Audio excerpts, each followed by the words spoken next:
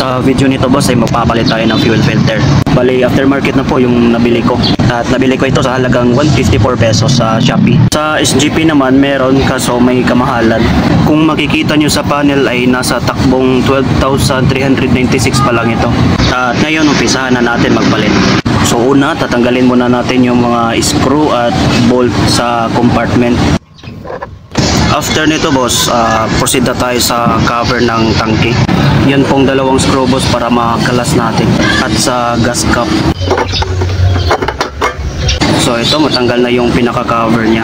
At may hose pa sa ilalim. Ang purpose po niyan ay dyan po dadalo yung mga nag-exist na gasolina palabas sa likod ng tapalodo. Sa grab bar na naman tayo magtatanggal.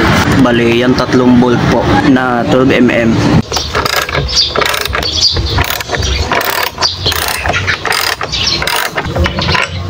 After nito mga boss ay doon naman tayo sa cover na may dalawang push pin. Tusukin mo lang yan magkabilaan.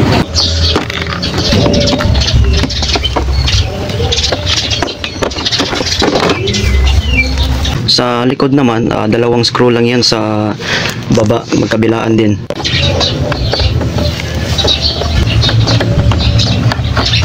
Tapos niyan hahawakan mo lang yan sa magkabilaan para mabilis mahatak yung cover.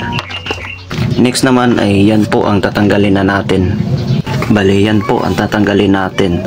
Isa, dalawa, tapos may 4 pa sa likuran. Ayan, 3, 4, 5, tsaka 6. Puro screw lang yan.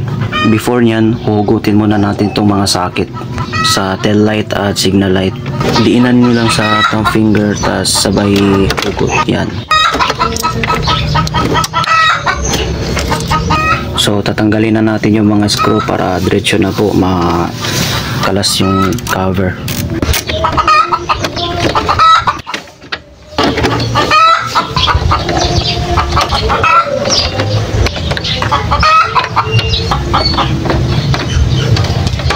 So ayan, pwede na po natin matanggal yung pinaka-cover niya. Dahan-dahan lang sa pag-angat. Bago natin tanggalin yung fuel pump mga boss, punasan muna natin yung tangke para pag bukas natin hindi papasok yung alikabok. After natin mapunasan mga boss, ay unahin muna natin yung gasoline hose. Pipindutin na natin yung lock niya para mahatak na po natin. After matanggal natin yung gasoline hose, may 5 tornilyo dyan na 8mm.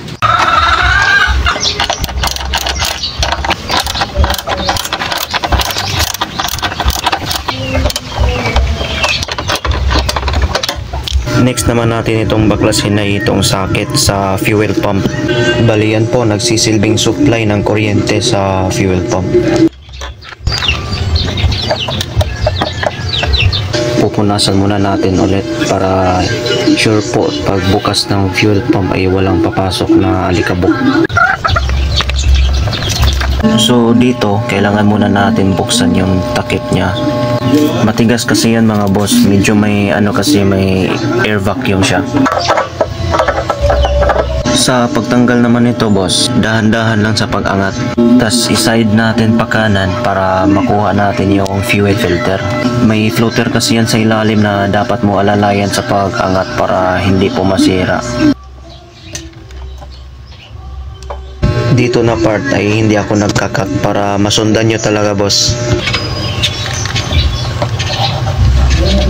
So dahan-dahan lang talaga no. Napakamahal pa naman ito pag nasira.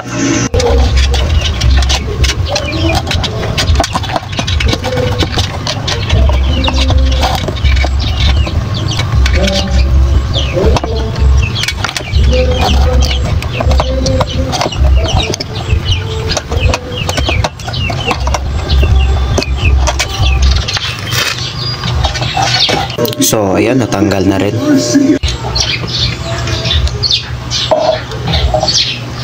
12,000 odo pa lang yan mga boss, pero may itim-itim na. Sa pagtanggal niyan, may dalawang lock niyan, tapos ikutin mo lang pa counterclockwise. Sa pagkabit naman, dapat nakasentro yung dulo ng fuel filter sa floater.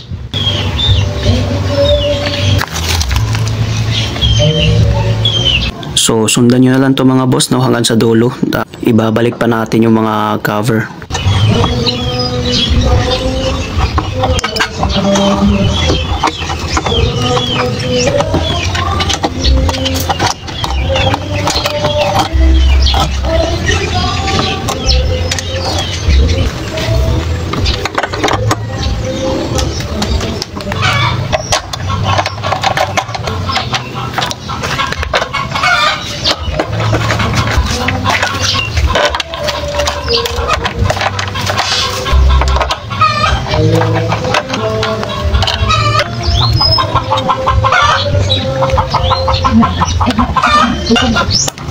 Enak na.